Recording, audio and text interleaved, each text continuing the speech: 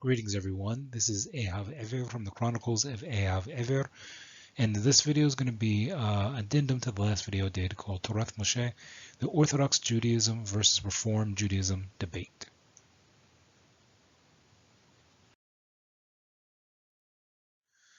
Now this topic is similar to the one I did in the previous video, but I felt there was a few points that I really didn't get to express the way I wanted, because sometimes when I'm planning these videos, there's always something that I feel like I leave out, or that it's like if I were to try to cover it in full detail, I'd make it like a really long video. And I want to just cover one central point in this one. And again, this is going back to the issue of sometimes people wonder, why is it that there's this big rift or conflict between Orthodox Judaism and Reform Judaism? Or you could say even Orthodox Jews versus Reform Jews. And I think one of the things I've noticed is sometimes when this discussion takes place, it doesn't really happen from what I would say is more of a historical perspective. Because if you deal with the history, it makes 100% clear why such a dispute happens. As an example, why Orthodox don't accept conversions from the Reform movement, why the Orthodox don't accept scholarship from the Reform movement, as well as the rabbinical system from the Reform movement. As well as in some cases like marriages and things like that from the Reform movement. In general, I think it's a really easy issue to basically understand and conclude from anybody's perspective, but I think too many emotions get brought into it, especially from the side of people I've met who are Reform, who don't seem to like even the discussion of the issue, and they just kind of want to push a certain issue without understanding the historical content and perspective of the other side. So then the question is, well, why the addendum? And the basic addendum here is because of text and history, the problem with it, in which is one of the core issues of why, for example, the Reform movement is not acceptable according to both Torath Mosheh and also Orthodox Judaism.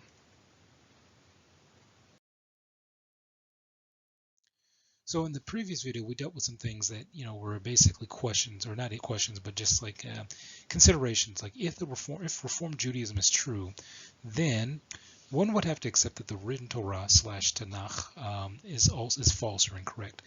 Because if you look at the claims made by the Reform movement that I mentioned in the previous video, and this goes across the board in terms of the movement itself, you would have to accept that the Torah itself did not come from Hashem, not all of it, or none of it, in a sense, because there's some Reform positions that kind of claim that maybe parts of it came from Hashem, but maybe parts of it didn't, or that it was completely written by men. It wasn't recorded or written or transcribed in the way that the Torah says, which the Torah claims that Hashem gave the Torah to Moshe Rabbeinu, and from there was copied and transcribed throughout the generations. But the actual author of the Torah being Hashem, giving it directly to Moshe Rabbeinu, and meaning that Moshe Rabbeinu wrote the Torah exactly as Hashem gave it to him to write, meaning the spacings, the letters, the amount of words, things like that were all a part of the system. So this basic brings up the issue that if one considers that to be the situation, then the rest of the Tanakh, meaning those prophetic writings, would also have to be considered to be false or incorrect, because they all base themselves off the Torah being given to Moshe Rabbeinu and to the Jewish people, as the Torah states it, meaning that directly from Hashem. If Reform Judaism is true, then one would also have to accept that the written Tanakh needs to be changed to actually record what actually did happen historically, meaning that it doesn't make sense to have this book that has all these incorrect assertions in it, meaning things that tell people what to do, meaning things that say that this is historically something that happened, meaning theologically you must understand this, believe this, do this, things like that. It doesn't make any sense to have a text like that when you know that it's wrong, and when you know that information in it that claims it came from one source is actually not factual, and that it didn't come from that source. So it would make more sense that you would go and change it, and we'll show in the video why that makes sense. And further, it makes no sense for any Jew to keep any type of Judaism if Reform Judaism is true. Because again, if you think about it, what would be the point of keeping it if Hashem didn't give the Torah? And then you get into these mental gymnastics of, okay, well, you say that Hashem didn't give the entire Torah. Did he give any part of it? And if he did, which parts of it did he give? And where's your historical proof that he gave that part and not this part? Well, if that's the case, maybe he didn't give any of it. Who's to say that Hashem even exists? Where's the proof for that? And this is the difference between saying a God exists versus like saying Hashem, the source of creation, exists. Because God is like basically usually in English a deity, and we'll get into that. I've dealt with that in other videos, so I think more the focus is going to be on the textual side of things with this one. So essentially, where this issue comes to head is usually within the realm of religious practice, not about what the truth is, but religious practice. Questions come about, for example, about the Kotel, for example, the Western Wall in Jerusalem, for example. Issues come up, where members of the Reform movement, as well as other movements that are considered to be, if you will, non-Orthodox, essentially, work to assert their rights. And in the current situation in Israel, you can't really argue with that, because of the situation not being what the Torah requires, for example. But you also get into issues where for example, you have a situation of like, well, how marriages are managed.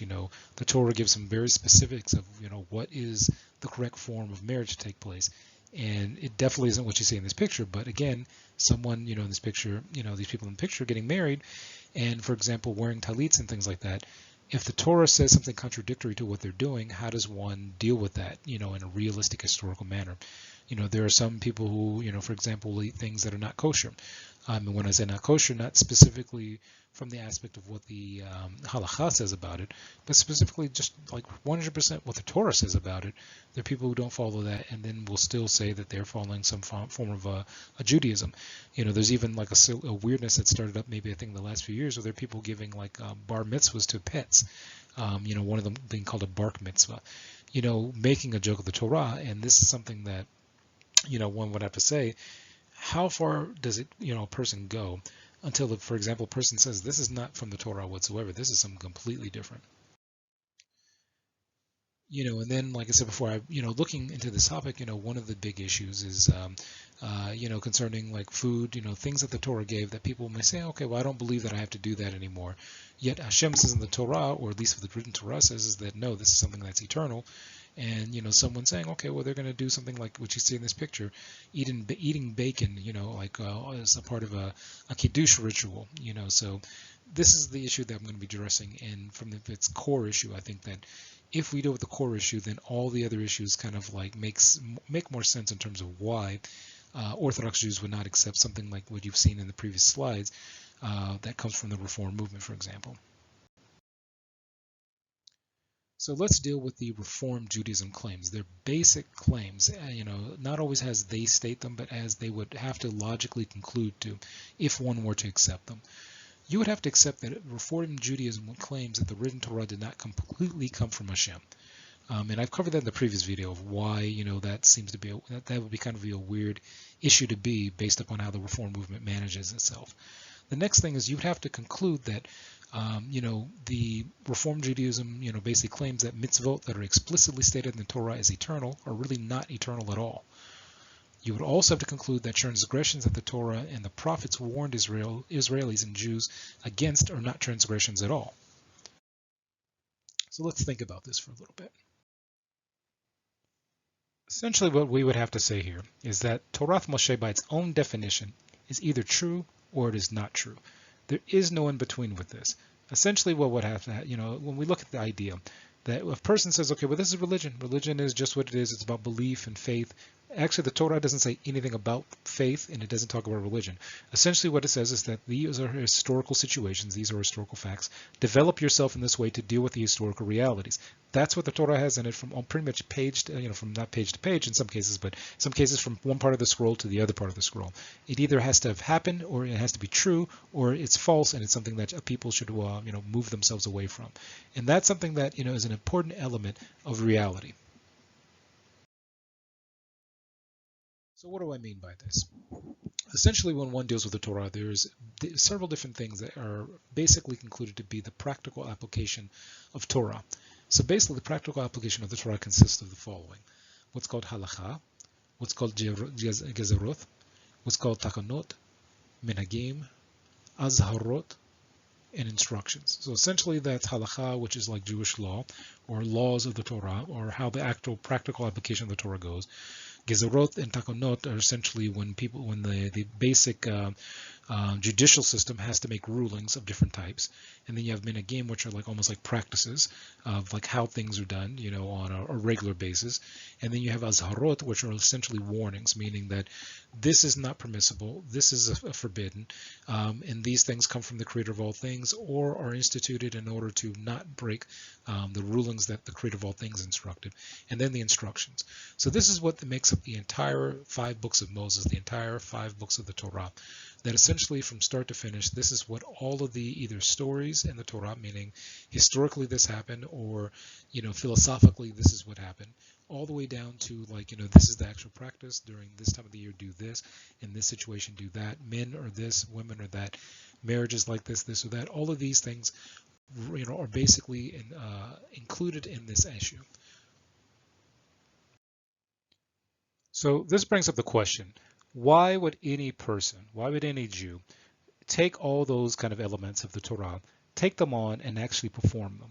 Well, the only real reason to do it is if the claims of the Torah, the singularity that the Torah claims, where the Creator of all things spoke to the entire nation of the people of Israel, of Am Yisrael, spoke to the entire Jewish nation in a place called Mount Sinai, and gave the Torah, where essentially if the Creator of all things gave those commands and instructed the people to recognize and understand that Moshe ben Amram, or Moses, was the person who would be the one who would lead them for a certain period of time and also transmit the will of the Creator, meaning the mitzvot, to the people.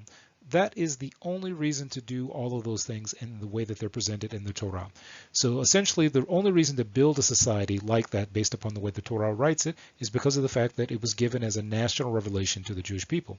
Now, this is something that's completely different than the concept of religion, because religion, a person can be following something, as I've mentioned in previous videos, and I think also in this video earlier, that someone could follow religion and it could be completely false, and they could easily be defined as a religious person. Where if a person is following something that's false, that they can't claim to be following the truth.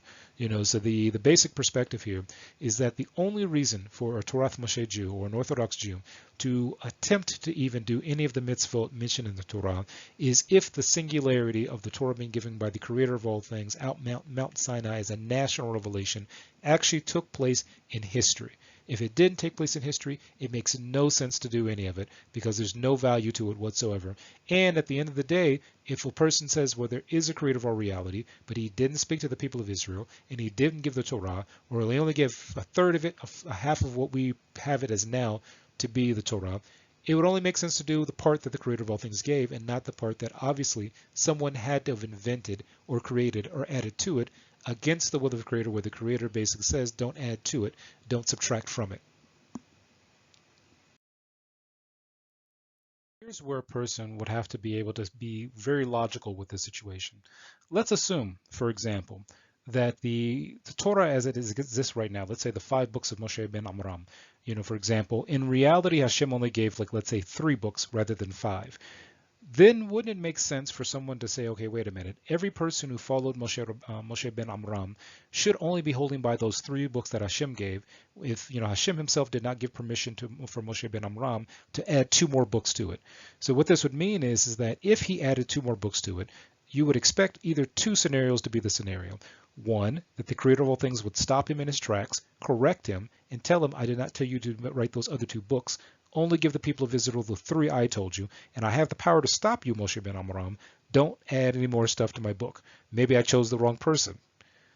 Or scenario 2, you would say, okay, well, basically the Creator of all things chose the right person who he knew, who the Creator of all things knew, would be the person to write only those things that the Creator gave into the text, that the Creator of all things would, whether it be spacing, whether it be letters, spellings, things like that, that person would only transcribe what the Creator of all things gave and make sure that others followed in that same instruction. Now, one of the benefits of it being a national revelation is that as this individual, as Moshe ben Amram, for example, passes on this information to his students, you would essentially have a situation where a nation of people could always correct those 1 or 2 people who may try to change things, add things, subtract things, or make things go in their favor. Because essentially what you would have a situation where people would say, well, no, we heard Hashem say that Moshe ben Amram was the person to write the Torah, to give us the Torah. You are not the person. Who are you to try to come in and change these things that Moshe ben Amram gave us? It'd be different if you have one person come out and say, I was there with Moshe Rabbeinu by myself, and he told me A, B, C, and D. Well, that's what he told you personally. We want to talk to Moshe ben Amram on that. If he's no longer here, we only hold by those things that he transmitted to all of us, and we can go and do a census of what was actually received and what was not. Now, here's the other side of this story. Let's take the position that the Torah, the written Torah, as a whole, the 5 books that exist right now, was not the work of Hashem transmitting it to Moshe ben Amram, and Moshe ben Amram transcribing exactly what Hashem told him to do. Let's assume that that's the case. Let's assume that only a part of it is what actually happened, and someone added in parts later. Wouldn't that mean that the parts that were added were false? Meaning that they are not correct, they're not true. And wouldn't that mean that anyone who's taken on that information, transmitted to someone else, has transmitted false information? And wouldn't it stand to reason that the minute that someone figures out that this additional information that was added to the text here, here, here, and here is incorrect, it would make sense for someone to say, remove that stuff, because that stuff did not come from the creator of all things, it came from a person, and the creator was very specific in the text for us not to add or subtract to the text. No one's allowed to add, no one's allowed to subtract from the text itself. That would be the most logical, application of what's found in the text. And that's why I said before that you essentially would have to go through, if you took this position, and say, okay, what part came from Hashem, what part came from someone else? If that's the claim, we need to know. I want to know the truth. I don't want to follow somebody else's information. If Moshe ben Amram added his own information, I don't want to follow it. I only want to follow what Hashem gave me. What did Hashem give? Now, if there's only one small group of people who started up 200 years ago making this claim, it's like, okay, well, wait a minute. You guys started 200 years ago. Where were you like 1,000 years ago? Where were the predecessors for you? How did you come to this conclusion? Oh, you looked at someone who had a hypothesis or a theory. Okay, well, hypothesis and theory is fine, but I want facts. I don't want a hypothesis and theory. I want someone to give me the facts. And there's a previous video where I went through the problems, for example, that exist with the documentary hypothesis and theories concerning the text of the Torah. And that's, if you go through those videos, which I'll probably link below at some point, you'll see how essentially they don't make sense at a certain point, because there are claims that are made about history that don't exist in the Middle East. And essentially the people who came up with those theories weren't going by and looking at all Jewish communities or even Samaritans or even Karaites and saying, I've analyzed all the angles and this is the angle that I came up with that is historically accurate. So going back to the different elements that make up the Torah, a person could ask, well, what's the point of really being concerned about whether the halacha, the gezorot, the takanot, the menhagim, and the azharot and the horaot are correct? Well, let's just accept it as a cultural thing. It's fun. At least the parts of it that I like are fun. What difference does it make if these things were made up at this point, or if this human person wrote it, this and that? Why does it even matter? And I'll tell you exactly why it matters. One of the reasons it matters is because of the fact that there are certain promises that are made in the written text of the Torah to the people of Israel and even to humanity. If, for example, the Jewish people follow the Torah, the 613 mitzvot of the Torah, and if the non-Jewish nations follow the 7 mitzvot of Noach, there are certain promises that are made to humanity as a result of doing those things that the Creator of all things gave. It would almost be like someone saying, okay, I'm giving you an instruction on how to get to this location. If you follow this map, you'll get to the location perfectly fine. If you deviate from it in a small amount, you'll have a longer time to get there, but you'll still be okay if you eventually get back on track and get there. If you deviate completely from it, you're going to end up in the wrong place and you're not going to be where you need to be. So essentially the element is that the Torah has a lot of things in it that are not religious in nature and not faith-based, meaning that, for example, Hashem promises things like if the people of Israel keep the Torah correctly, in terms of how the land is to be treated, then for example, every 7 years we'll have a situation where we're required to not do any kind of planting or any kind of things to certain types of plants during that year, and in that year everything will be provided for us and everything will be okay. We'll have enough food to eat during that year. But if you look at, like, for example, non-Torah based, non-Hashem related thinking, it's literally impossible to perform that and to have that promise work out in the way that it would have to be if Israel was an independent nation without the assistance of other nations to provide food during that year. Literally, you would need that to work out because, for example, here in the Middle East and Israel, we only get rain during certain types of the year, usually in the winter. We don't get rain in the summertime. So literally not getting enough rain in the winter can destroy an entire crop for, for a year or even more. So literally we are 100% reliant on things that are completely out of human control. Further to this point, there are certain promises about, survival. That if the people of Israel keep the Torah in a certain way properly, we will survive potential like warfare. We will survive, potential natural disasters and things like that. That's something that I would need to know what the correct text is for, and I don't want to follow anything that's incorrect because essentially it would lead to destruction. And further to that point, if the Torah tells me that if I follow the Torah correctly as a nation of people, meaning that every Jew in the nation is following properly, philosophically and theologically and also psychologically, I'll develop the right way so that I, for example, gain access to a world to come. That either has, that there's certain benefits that come from it, either in this world or the world to come, depending on what my situation is. That's something that I would need to know the full truth on, and having less than that or having that be false would be a huge problem if I'm devoting my time to it. And that's where essentially the Torah perspective is that, as the Rambam mentions, that we hold by the truth no matter from where it comes, and that a person should always know from where they're getting their facts from, and to know like what tools they're using to come up with those facts. Because literally, you could destroy an entire nation by following a text that is incorrect with the thinking that I'm going to keep doing this. I mean, again, it makes no sense to continue with something that's proven to be false. It makes only sense to hold by what is true and do those things because following the truth has a better result to it than following something that's false. Meanwhile, let's try to go through and understand exactly what it is that the Reform movement states or holds by. Essentially, taking the reverse perspective that we took earlier concerning Torath Mosheh Jews and Orthodox Jews, the Reform movement, for the most part, looks at halakha and says, not applicable. Quite a bit of it, if not all of it. The Reform movement goes further and says that all the gezerot that were instituted by various Sanhedrins or Mosaic courts, not applicable. They further go and say all the takanot from those Mosaic courts, not applicable. Now, some of the minhagim, in terms of practices and things like that, they say, okay, that's perfectly fine, we can leave that alone. But some of the azharot, meaning the warnings from the Torah of what not to do, they say not applicable. Some of the instructions, the horaot of what the Torah says to do, in application, they say also partially not applicable. So there's three areas where they kind of say, okay, we don't touch that stuff. Everything else, they kind of just say, okay, it's in the text, we'll just simply debate it, talk about it, and use it as like life lessons, but it has no practical application or practical meaning. And, again, in the situation we mentioned earlier, they'll say it didn't come from Hashem, or they would have to, based upon their not applicable status for those areas. Because if it were something that came from Hashem, you can't say not applicable to something that Hashem said. So if a person says, okay, well, the Torah says it's, forbidden to marry this kind of person or to do this in this situation, but we're going to go and allow it even though Hashem said not to do it. Well, you can't really argue with if you agree that Hashem gave it. At some point, the creator of all things, you can't really argue with what the creator of all things says. The creator of all things gives, the ability for people to choose to go to do the right thing or the wrong thing. But you can't really argue with the fact that, okay, the creator gave it or didn't give it. If he gave it, he gave it. And that's the end of the story. A person who loves the creator and says the creator means everything to me because he gave me all of these things and I choose to accept this situation and I choose to accept this responsibility, accepts it, and they may just, debate it, question it, things like that. But they'll generally speaking accept those things that they say, I have a love for it and I respect it because of the source that gave it to me.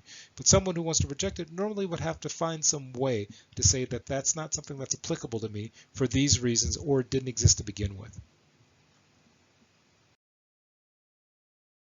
Logically mean, if the Reform movement is true, what makes more sense is if the Reform movement said, okay, halakha, delete that part. Anything concerning gezerot, delete that also. Takanot, delete that. Minhagim, okay, you can keep that stuff. Delete some of the warnings, asarot. Anything that we kind of see as like some kind of universal humanistic kind of thing, we'll keep that part. But anything else that warns us, for example, about not doing things that the nations do, not doing things that about certain types of marriages, not doing things that essentially are not what's found in this text, get rid of that stuff there and delete some of the the instructions.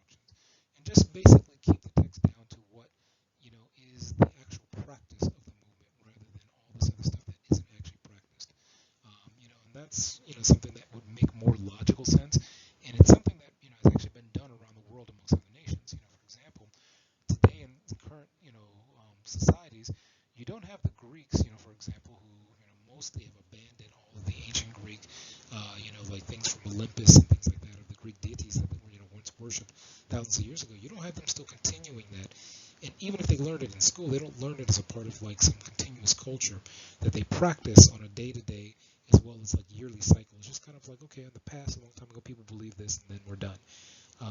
That's essentially how they practice that, and that would make more sense if one were to take on the Reform Judaism perspective here. So essentially, this leads back to the question, what happens if history's wrong? What happens if I've got the wrong information because of the fact that, I'm expecting that the information I have came from one source when in reality it came from another source altogether? What happens if I'm following behind a text or, oral tradition that claims that the creator of all things gave my people something that he really didn't give, or we follow in part, like, for example, things that didn't come from the creator or came from someone else? What kind of problems does that cause? Essentially, it can cause, like I mentioned before, devastating problems, complete devastation. So what would make more sense? If you found that this is the case, it would make sense to do some edits, to correct, things that are incorrect in the text, to revamp them. It would make more sense also to edit out the things that are incorrect that, you find that, didn't come from the creator. So for example, something didn't come from Hashem, get rid of it out of the text. It doesn't belong there. There's no reason for me to follow something that's claimed to be from Hashem, as if it came from Hashem, but it actually came from someone who's not Hashem. No, get rid of that information if it's not supposed to be there. Again, I would think, and again, I'm thinking logically here, that if the creator of all things gave even a third of the Torah, that the creator of all things expected me to do that third when the text is written in a way to where don't add, don't subtract from what I gave you. If that's the expectation and I find out someone's added something, get rid of the additional part because the creator of all things said don't add. Let's say, for example, I don't like something. I don't like the fact that I can't eat shrimp. But the Torah tells me I can't eat certain types of animals. I don't like that. I don't think I want to do it. Well, again, I'm going to erase that from the text. Well, I don't think I'd want to do that if I knew for a fact the creator of all things gave that particular mitzvah for me not to do something. I would have to accept that whatever force, whatever this thing is that created all of reality, has a better idea of how things should work and what the benefits are for me doing what the creator of all things, has given to me than I do. Because again, I'm only around for potentially maybe 100 years or more. The creator of all things, is not bound by time in any way. And the creation that he created, that the creator of all things created, for example, is not under my control. I didn't establish any of it. All the stuff that I've established are things that were already in place to some degree. And I just simply kind of take things and make them work for me in my lifetime and potentially my kids and such and such. But at the end of the day, again, it makes more sense to create the correct information for what is the right situation and what historically did happen, and to erase all those things that did not happen. That's the way anybody deals with history. That's the way anybody deals with any type of instruction. The instruction is either correct or it's incorrect. It came from, the boss, for example, or it didn't come from the boss. We need to know exactly what is what, and the text needs to be written in a way so that we know what came from what, and not simply say on the side, okay, well, this says that Hashem said this, but we know that Hashem didn't actually say that. We know that someone else said that. Well, take out the part that says Hashem said it. Put in the name of the guy who supposedly said it, if that's what really happened. So a good example of what makes sense and what doesn't make sense in terms of this whole argument, so to speak, is when it comes to Pesach or Passover. Now, Pesach or Passover essentially is a time that happens every year in the Jewish calendar that is a remembrance of when the people of Israel, the Jewish people, were brought out of Egypt, out of bondage, if you will, out of slavery out of Egypt, and brought into the desert, and eventually that leads to the people of Israel going to the land of Israel. Now, the thing that is interesting is that there's a mitzvah in the Torah that in every generation, the children are supposed to be taught, exactly what these events were and how they happened. And there's supposed to be, if you will, a simulation, or I think that's the best way I can remember in English, a simulation of the events that took place as a way to pass on this information so that in every generation, this event is never forgotten and is remembered. So essentially what happened is it's like saying that this is the Declaration of Independence of the Jewish people. The Passover Haggadah, from ancient times to the modern times, whether it be in a book form or as an oral component, has been something that has been passed on from Jewish generation to generation.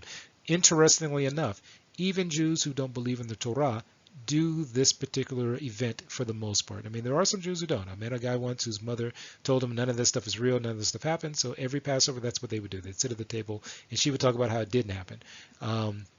Now, what's interesting is if you read the text of either it be Torath Mosheh Jews, whether it be the Orthodox Jews, Reform Jews, Conservative Jews, so on and so on, in a lot of places you'll find the same exact wording for the most part. And in this particular section from this Haggadah, this is a Reform Haggadah, on the right side is the wording that is common amongst all Jewish communities that you find with this Haggadah. And the following statement on the right says this. I'll read it in Hebrew and then I'll translate it. It says, Avodim hoyinu lefaro b'mitzrayim v'yotzienu Adonai Eloheinu misham b'yod hotzago v'zroach netuyo v'ilu lo al hagod shabok baruchu at avotem mitzrayim adainonu uvonenu meshu'adim hayinu lefaro b'mitzrayim wa'afilu kulonu hachomim kulonu nevonim kulonu yodaim at Torah mitzvot עלינו לספר ביציאת מצרים וכל המעריך ביציאת מצרים הרי זה משובח. So essentially translating what it says is we were slaves to the Pharaoh of Egypt in Egypt, and we were brought out by the creator of all things, Hashem, from there with a strong hand and outstretched arm. And if, for example, Hashem didn't bring our ancestors out of that situation, we would still be there right now, us and our children and our children's children, still being enslaved, to the power of Mitzrayim. And even whether we're like wise, Hachamim, or like understanding, all of us, like being knowledgeable of the Torah and the Mitzvot, it's all upon us to tell this, story of the coming out of Egypt, and to extend it, this exact telling, and to extend it is basically like praiseworthy. So essentially, what I would expect, if this event didn't happen, and if this is something that the Reform say, okay, well that event really didn't happen, I would expect for them to either A, remove this from their Haggadah, or B, to essentially go through and edit it to what actually did happen historically. But again, what you find is that even the most disconnected Jews often say this statement, which essentially would mean that if what they're saying is true, they're saying a lie, and they're teaching their children a lie. That doesn't make any logical sense. It only makes logical sense to teach the kids what actually did happen and not go over these like statements of what didn't happen. So for example, someone says, well, I don't believe in Hashem. Well, don't say that Hashem brought us out of Egypt with an outstretched arm, and a strong hand. I mean, because if Hashem doesn't exist, that didn't happen. Someone says, well, I don't believe there was a X from Egypt. Well, then don't say that there was, because this says that there is. Now, just in case anyone thinks that I'm going over the top with this, basically not too long ago, the Reform movement, going back even to the 1800s, had actually changed their prayer books, their Siddurim, to remove things or omit things or change things that they, in a sense, feel like philosophically and theologically aren't relevant to them. And in a sense saying that, okay, those things aren't, relevant or didn't exist to begin with, which, again, if you can do that to a prayer book, something that, amongst the ancient Jewish communities had existed in a certain way based on the Torah, then why not do the same thing to the Torah itself if it isn't historically accurate or if the information in it is perceived to be, not the actual truth of what historically happened.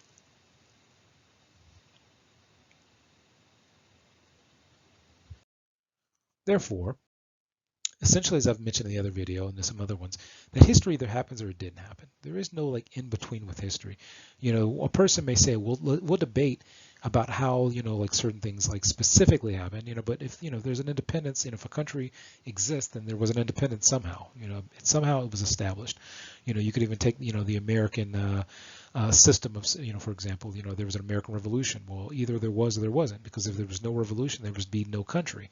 Now, you could debate about what battles took place and what those battles mean, or exactly, what elements of this person, what elements led to this event or that event. But essentially, because there was an independence and there's a country, essentially something happened. So this leads to what the big problem becomes. Essentially, as I mentioned in the previous video, the Reform movement started with this idea of trying to be like the nations, for example. It wasn't because of the fact that they were saying that the truth is in this situation of what we believe. It wasn't because they were saying, okay, we've researched this left and right. We've searched out all the Jewish communities of the ancient world, and everything that every single one of them has is completely false, so therefore the Torah is also false. That's not how they got started.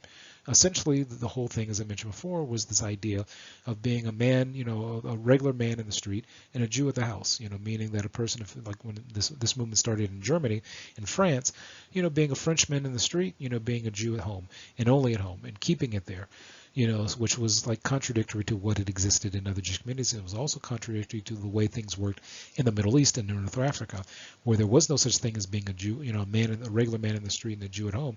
In a lot of the Middle Eastern countries and North African countries, you were Jew all the time, and you were reminded of the fact that you were Jew all the time. So essentially, this means that there's only really two paths when it deals with this issue. On one direction, you have a split where Reform Judaism and Reform Jews have gone in one direction, and then you have Torath Hashem, meaning the Torah that Hashem gave at Mount Sinai, in the other direction. Torath Mosheh, Orthodox Jews, Orthodox Judaism, and Haredi Jews. Now that doesn't mean that Haredi Jews and Orthodox Jews and Torath Mosheh Jews agree on every single point. Basically the Torah gives freedom for people to have disagreements or about certain things, but anything that is halacha or established from the Torah, what's called Doraita, everybody, whether they're Torath Mosheh Orthodox Jews, or Haredi Jews, accept that as the truth. If it's halacha, it's accepted as truth. We may debate about certain elements of it or how we do certain things, but the basic principles are all halakha. So what if on the other side you have someone who's reformed and says, okay, well look, eating shrimp is perfectly fine. The Hashem didn't intend for the people of Israel to eat shrimp. Hashem didn't even give that mitzvah to eat shrimp. Well, as an example, would I be able to send my kids, as a Torath Mosheh Jew, would I send my kids to such a school? What teaches such a thing? Of course not, because they're teaching something that historically is not accurate. Let's say that they, say that, a dog can do a bar mitzvah. Well, read from the Torah and stuff like that. Well, that doesn't make any logical sense. So, of course, I can't have them teaching, my family members, and I can't have them, even taking care of my dog, if you will, if somebody were to say that, because that's just completely, literally, just literally nonsense. So you could take any issue and say, okay, well, if this is where someone's going with this issue, historically, they don't make any sense. I can't be associated with them on that level. Now, the basic issue is that because of the fact that some of these people, are Jewish, the doors of what's called teshuvah are always open, meaning that if someone will reform or grew up reform and had never been exposed to the Torah, especially from different Jewish communities and ancient Jewish communities, and they finally are, and then they decide to make shuvah to the Torah, it's perfectly welcome for them to do so. But as a movement, and that's why I want to make a separation here, there's a difference between people who reform and the movement of Reform Judaism. Concerning the movement itself and how it got started and why it got started, it was not for the sake of the truth. And therefore, because of that situation, it's in a completely different direction, and it's why it's not Torath Mosheh. Now the term Judaism, as I mentioned in the previous video, is just this term that is kind of a modern term. Anybody can claim to be a Judaism. For example, most Reform Jews don't accept Messianic Jews as being, a valid form of Judaism. And one of the reasons is because of how the Messianic movement is not based on anything that is textually from the Tanakh, and how the fact that it's not something that lines up with Reform, basic principles. So if that's understandable, that the Reform movement does not consider the Messianic movement valid, then it makes sense that, the Torath Mosheh and Orthodox Jews would consider Reform Judaism invalid also. So we can also look at and say, well, what are the repercussions of a movement that starts that contradicts the historical accuracy of Torath Mosheh? Well, one of the things that could happen is a person can say, okay, well, the Torah says that a Jew should not marry, certain types of people. The Reform movement comes along and says those people are perfectly acceptable. Well, what happens to the children of those people, where it's forbidden for a Torath Mosheh Jew to basically marry those kind of people? And that's where I say it causes all these kind of problems, to where it only makes sense that the Torath Mosheh community, as well as Orthodox Judaism, would say that the Reform movement is not Torath Mosheh, and it is not based upon the historical events of the Torah, and therefore, because it has distanced itself from those things, it's not a valid form of really anything, to people who were part of these situations. So in the Tanakh, the Nach section, the part of the Nevi'im, one of the prophets known as Yeshiyao wrote a number of things, and in one of the sections of his writings, which is Yeshiyao, or Isaiah 8:20, he mentions the following: Lethorah ולתעודו, אם לא יאמרו כדבר הזה, אשר אין לו שוחר. So translated, what this means is that to the Torah, to the Teudah, which Teudah is like the revelation as well as the identifier. You could also say it's like the oral Torah itself. If a matter doesn't speak like these things, there is no dawn in it. So essentially what this would mean, that if you have a situation where someone comes about, in any generation and tries to divert the Jewish people away from the Torah, either by saying, okay, well, it's redundant, it's not necessary, or it didn't happen that way. The Torah, the Creator didn't give the Torah, it was written by men, things like that. Essentially, the person would know, okay, there's no dawn in that. And that's one of the things that Torath Mosheh Jews and Orthodox Jews would have to stay away from that, reject that. Meaning that the concept itself is rejectable. Doesn't mean that we reject the people just because they believe it. Because there's some people who became Reformed not of their own choice, but essentially they were either raised that way, or there was a situation where there's some people who were, when they were in school, were kind of drawn away from the Torah. And this is mostly what you find in the United States. The Reform movement here in Israel usually doesn't have people coming from a Torath Mosheh background and then becoming Reformed. Usually it doesn't work out that way. And I don't personally know of any cases where somebody was Torath Mosheh and became Reformed, for example. But this is the thing to consider, that the Nevi'im, were very big on trying to convince the people of Israel from not doing things that turned them away from the Torah. And you don't, again, you'd have to accept if they were prophets, they were able to have insight from the Creator of all things. And if they had insight from the Creator of all things, and they didn't refer anyone to the Reform movement or the ideas of the Reform movement, then it would stand to reason that a person would listen to Hashem and listen to the prophets way before they would listen to a movement that started up, initially in Germany, to essentially try to get itself away from being Jewish, for the most part. So in conclusion, it should be pretty clear based on the two videos that I've done why Torath Mosheh Jews and Orthodox Jews do not consider the Reform movement as something that's valid. I mean, we've covered the historical issues, and because of those issues and because of everything we've mentioned, it only makes sense why, for example, a Reform marriage, being done, isn't recognizable by the Torah because of the fact that it contradicts in a lot of areas of the Torah when it is done by people who hold by the Reform movement. It also makes sense why conversions done in the Reform movement are not something that's acceptable according to Torath Mosheh, and why on its own the Reform movement doesn't even claim to be Torath Mosheh in any way. I mean, they claim to be a type of Judaism, but not Torath Mosheh, because as we covered the definition of Torath Mosheh, they're completely void of it, and it's something that's recognized in the movement itself. So hopefully this helps make the point clear. I know that in some way or the other I may have felt like I may have covered everything again, but I think this covers the issues, that it's basically an issue of what is the truth historically, theologically, and if something doesn't meet that standard, then it can't stand beside something that does meet the standard. And if someone wants to ignore a certain standard, then they should accept that they're on a different path from those who hold by a certain standard. And that, at the end of the day, is what basically the situation is, that Torath Mosheh and the Reform movement can't, the theologies and the realities and the histories don't stand on the same ground. They can't stand on the same ground because one has to be true and one has to be false. And it's better for people to go by what's true rather than hold by what's false. So this is Ehav Ever from the Chronicles of Ehav Ever. Take care and bye.